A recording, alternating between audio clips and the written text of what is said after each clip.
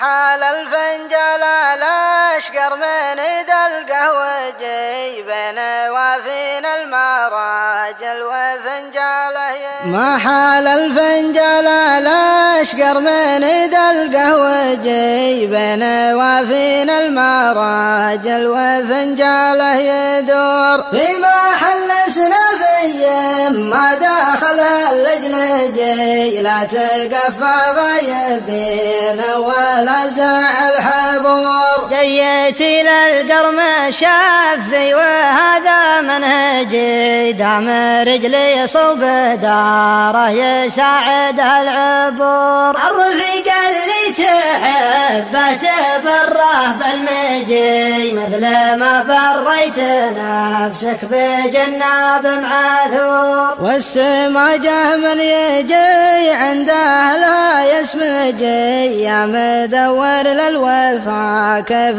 ترضى بالقصور رفيق العرف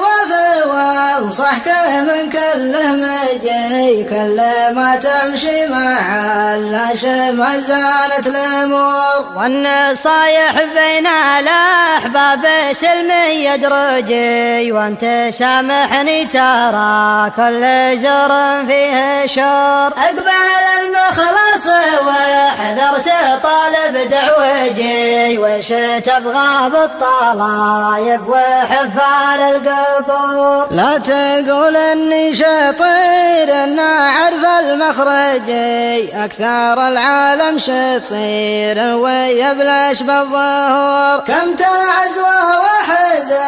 قال ما مثل حججي وانغلب في حجته وانفها قصر عور ومن عصى شر المطالق خله يحرجي لين يتعب من طلايب ما حككت القدور مستعد للطلايب بخيل تسوجي ما تعلم من مدارس طويلين الشبور والحياة ايام تمضي وعده يرتجي والعمر محدده بالسنين وبالشهور ومن ترجى غير وجه المنجي ما نجي صاده الصياد لو كان في عال القصور ومن ترجى غير وجه المنجي ما نجي صاده الصياد لو كان في عال القصور ومن ترجى